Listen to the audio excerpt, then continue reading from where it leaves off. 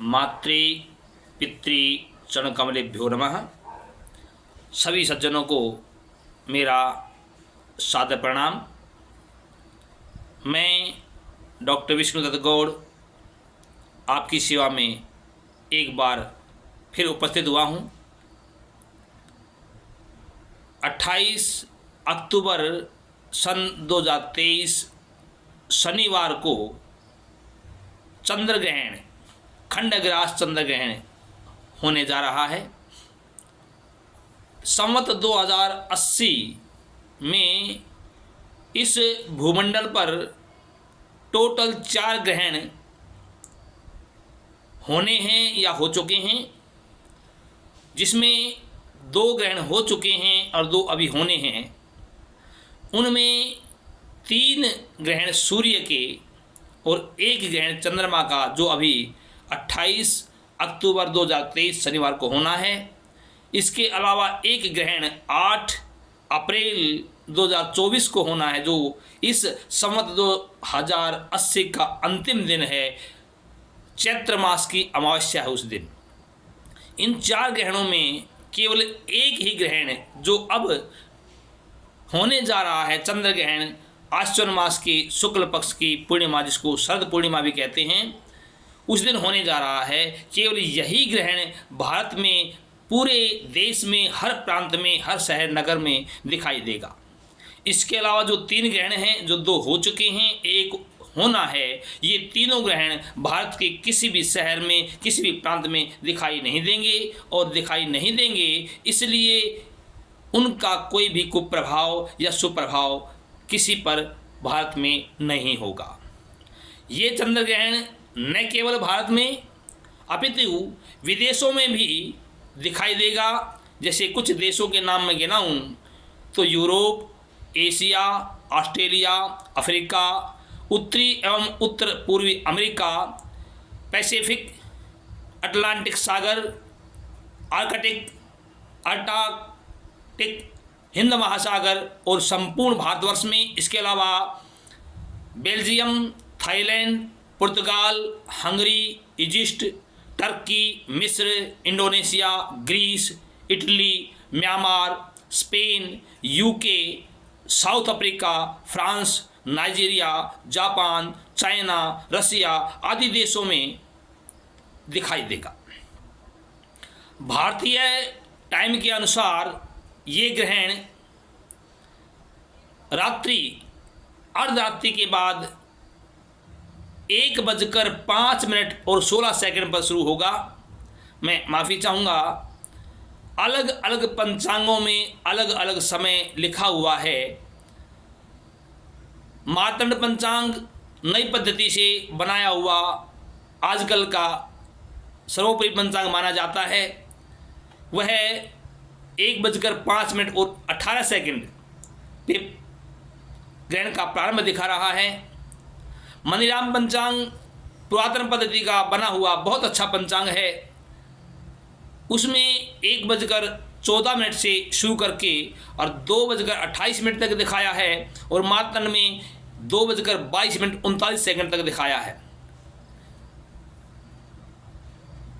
मनीराम पंचांग पर्वकाल 1 घंटा 14 मिनट का दिखाता है, और मार्तंड पंचांग 1 घंटा 17 मिनट 21 सेकंड का दिखाता है। इसके अलावा और भी बहुत सारी पंचांग हैं मेरे पास। तो मार्तंड, मनीराम और एक काशी विश्वनाथ पंचांग, 2-3 पंचांग में रखता हूँ।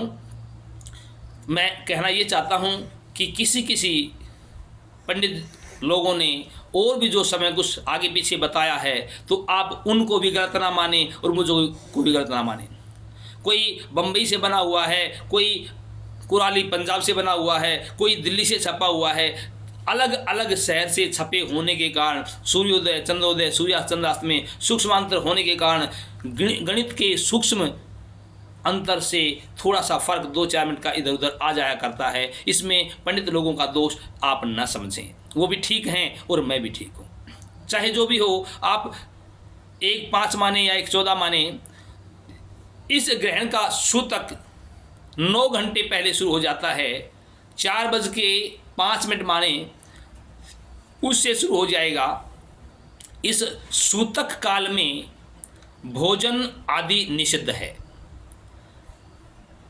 हाँ, जो वृद्ध पुरुष हैं या जो बीमार हैं या फिर छोटे बच्चे हैं, शिशु हैं, उनके लिए भोजन आदि वर्जित नहीं है, क्योंकि नादान बच्चा 9 घंटे तक भूखा प्यासा नहीं रह सकता है, रोगी भी नहीं रह सकता है, उसको दवाई लेनी होती है, और कुछ दवाइयाँ ऐसी हैं खाने के बाद ही लेनी होती हैं।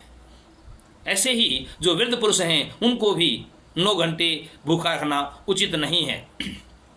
हाँ, ये शास्त्रकारों ने जरूर बताया है कि जैसे गर्भस्थ शिशु जो है, ऐसी महिलाएं जिनको गर्भ है या चाहे बीमार या रोगी या बच्चा भी क्यों ना हो, जब पर्वकाल हो, जो ग्रहण चल रहा है, चाहे सूर्य ग्रहण हो या चंद्र ग्रहण हो, उस समय से ग्रहण शुरू होने से स्पर्श से 1 मुहूर्त पहले से शुरू करके और पूरे ग्रहण काल में रोगी, वृद्ध या बालक या गर्भवती महिला को भी कुछ नहीं खाना चाहिए, उनके लिए भी निषिद्ध है, ये स्पष्ट है। तो मैं गुजारिश करूंगा कि जो पर्वकाल हो, उस पर्वकाल सूतक के समय में कोई कुछ न खाए और न पिए। जो बच्चे हैं, बालक हैं या फिर बुजुर्ग हैं या रोगी हैं, उनके लिए माफ़ है, लेकिन 1 मुहूर्त पहले वे भी खाना छोड़ दें। ग्रहण काल में जो गर्भवती माताएं, बहनें, महिलाएं हैं, वो विशेष रूप से किसी पैनी धार वाले चीज़ का प्रयोग, जैसे कैंची है, चक्कू है, या कोई सिलाई कटाई कर रहे हो या सुई है, उनका प्रयोग न करें। वैसे तो उस समय और कोई काम करना ही नहीं होता है, जब ग्रहण चल रहा होता है उस समय कोई भी काम ना करके भगवान की कथा पढ़ें, कीर्तन करें, गीत गाएं, हरे राम हरे कृष्ण इत्यादि कोई मंत्र जो जाप आपके मन में कोई मंत्र है, कोई गुरु मंत्र दे रखा है, या कोई गीता, रामायण आदि पुस्तक का पठन या श्रवण करें, लेकिन कोई काम और न करें, कटाई इत्यादि गनासा आदि न चलाएं। इसका कुप्रभाव बच्चे पर हो सकता है और प्राय देखा जाता हो भी जाता है। एक बात और कहना चाहूँगा, उसी दिन पूर्णिमा का व्रत भी है।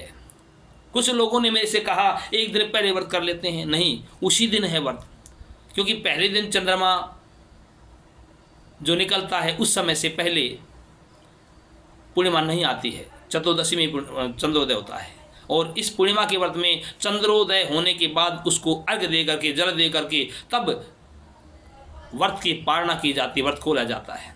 लेकिन जिस समय हमारा चंद्रमा उदय होगा उस समय से पहले सूतक लग चुका होगा, इसलिए चंद्रमा को अर्घ्य भी नहीं देना होगा।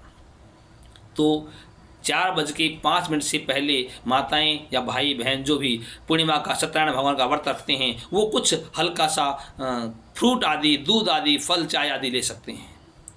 और 2:30 बजे, 2:28 या 2:22 जो भी लिखते हैं आप, 2:30 समझो, 2:30 बजे नहाने के बाद चंद्रमा को अर्घ्य दे दें, और फिर उसके बाद व्रत की पालना फल आदि से, दूध आदि से कर लें। रोटी फिर भी नहीं खाना है, खाना तो अगले दिन ही खाना होता है, पकवान नहीं खाया जाता। ये नहीं हमने उबाल लिया, पका हुआ कोई अन्न खा लिया, ऐसा नहीं। सूर्योदय होने के बाद ही खाना खाया जाएगा, व्रत की पालना पूर्ण रूप से होगी। लेकिन हल्की सी पालना, जिसका व्रत खोलना जिसका नाम है, वो आप फ्रूट से, दूध से खोल सकते हैं चंद्रमा को 2:30 बजे अर्घ देने के बाद। सर्वेषां वर्णानां सूतकम राहु दर्शने स्नात्वा कर्माणि कुर्वीत शीतमन्नम विवर्जयेत। शीतमन्नम का मतलब है पकवान, पका हुआ अन्न नहीं खाना होता है। चाहे किसी वर्ण का, ब्राह्मण, जाट, बनिया, जो भी हो, सभी के लिए नियम है कि वो भोजन न करें। और ये भी लिखा है शास्त्रकारों ने कि ग्रहण के उपरांत सचैल स्नान करे, वस्त्रों सहित स्नान करे, वस्त्र पहने हुए स्नान करे, और फिर उन वस्त्रों को धो करके सुखा दे, दूसरे वस्त्र धारण करे। वही वस्त्र न पहने जो आपने ग्रहण काल में पहन रखे हैं, वो वस्त्र दोबारा से न पहने। तो ऐसा नियम निभाते हुए आप व्रत रखें। ये ग्रहण जो होने वाला है, इस ग्रहण में चंद्रमा अश्विनी नक्षत्र में होंगे और मेष राशि में होंगे। इसलिए जिन आदमियों का जन्म मेष राशि में या अश्विनी नक्षत्र में, अश्विनी नक्षत्र में मेष राशि ही होती है, वृष भी अश्विनी नक्षत्र भी होता है मेष राशि में, भरणी भी होता है, कृतिका का भी एक चरण होता है, अश्विनी भरणी कृतिका पादे मेष। तो मेष राशि तो 2.25 नक्षत्र की होती है, लेकिन मेष राशि में जिसका जन्म हुआ उसके लिए ये ग्रहण घातक है, नुकसानदायक है, और अश्विनी नक्षत्र वाले के लिए भी नुकसानदायक है। जैसे मेष राशि जिसकी है उसके लिए ग्रहण महाकष्टदायक है, वृष राशि वाले के लिए हानिकारक रहेगा, मिथुन राशि के लिए लाभदायक है, कर्क राशि वालों के लिए सुखदायक है, सिंह राशि वालों के लिए अपमानजनक है, कन्या राशि वालों को महापीड़ा होएगी, जिसकी तुला राशि है उसकी पत्नी या पति को कष्ट होएगा, वृश्चिक राशि वालों के लिए सुखदायक है, धनु राशि के लिए चिंताकारक है, मकर राशि के लिए भी कष्टदायक है, और कुंभ राशि वालों के लिए धन लाभ होगा, और मीन राशि वालों के लिए हानिकारक है। ये 12 राशियों का फल इस ग्रहण का है। अन्य फल पांचाल, कलिंग, सूरसेन, कंबोज, औड्र देश, किरातवासी या जो शस्त्र आदि से अपना जीवन निर्वाह करते हैं, जो जीवों की हत्या आदि करते हैं, या फिर कोई शिकार आदि खेलते हैं, या अग्निशामक अग्नि बुझाने वाले जो हैं, उनके लिए भी मेष राशि पर जो होने वाला ग्रहण है ये विशेष पीड़ाकारक रहेगा। लिखा है पांचाल कलिंग सूरसेना काम्बोजोढ़ किरात शस्त्रवार्ता जीवंति च ये हुतास्वृत्या ते पीड़ाम उपयाति मेष संस्थे। यदि मेष राशि में ग्रहण होता है तो इन स्थान में रहने वाले और ये काम अग्नि बुझाने वाले और शस्त्र आदि से आजीविका चलाने वालों के लिए और इन देशों में रहने वालों के लिए ये ग्रहण विशेष रूप से नुकसानदायक रहेगा। अश्विनी नक्षत्र में ये ग्रहण पड़ रहा है तो अश्विनी नक्षत्र वालों के लिए विशेष रूप से जो मूंग आदि जो दालें हैं, दाल अनाज हैं, वे महंगी होंगी। लिखा होता है अवसन्याम पीड़ितायाम शात मुदग आदि नाम महार्गता, बहुत महंगाई होगी, मूंग आदि दालें बहुत महंगी होंगी। शनिवार को ये ग्रहण पड़ रहा है। शनिवार को ग्रहण पड़ने के कारण जो काली वस्तुएं हैं जैसे भैंस है, कोयला है, रबड़ है, तारकोल है, इन चीज़ों में या और भी कोई काली वस्तुएं, काले तिल इत्यादि हैं, काली वस्तुओं में काफ़ी महंगाई तेजी रहेगी। शनऊ युगम धरी लाभ है श्याम वस्तु महार्गता, काली वस्तुओं में काफ़ी महंगाई रहेगी। इसके अलावा जो जवार आदि अनाज हैं, सफ़ेद अनाज हैं, लाल अनाज हैं, या पीली चीज़ें हैं, या लाल वस्त्र हैं, या तांबा है, या बैल आदि जो खरीदते हैं इस टाइम पे, तो 2 महीने के अंदर अंदर काफ़ी महंगाई हो जाएगी, उनको फ़ायदा होगा। जो संग्रह कर लेंगे इन चीज़ों का उनको 2 महीने के अंदर अंदर फ़ायदा होएगा। लिखा है पीत रक्त वस्त्र ताम्र वृषादि भी संग्रहे मासोदय तस्य लाभ है इत्युक्तम ज्ञानी भी पुरा। पहले ज्ञानी व्यक्तियों ने ऐसा कहा है कि जो इनका संग्रह करेंगे 2 महीने में उनको काफ़ी लाभ होएगा। ये ग्रहण आश्विन मास में पड़ रहा है तो उसके लिए कंबोज, चीन, यमन देशवासी, शल्य चिकित्सा करने वाले जो डॉक्टर हैं, ऑपरेशन आदि करते हैं वे, और वाल्मीकि देशवासी, सिंधु तट पर रहने वाले, आनर्त देश में या पौंड्रक देश में रहने वाले जो वैद्य हैं वे, और किरात जन, इनके लिए ये ग्रहण खासकर पीड़ादायक रहेगा। ये चंद्र ग्रहण दक्षिणायन में पड़ रहा है, सूर्य दक्षिणायन में चल रहे हैं, इसलिए जो व्यापारी वर्ग है उसके लिए कुल मिलाकर ये ग्रहण शुभ नहीं कहा जा सकता है। इस प्रकार से जो ये ग्रहण है जो फल देगा वो मैंने आपको बताया। इन चीज़ों का सावधानी रखते हुए पर्व काल में आप लोग अपने आप को भगवान की पूजा में, नृत्य गीत आदि अर्चना में व्यस्त रखें। जैसा जानता था वैसा आपको बताया। राम राम।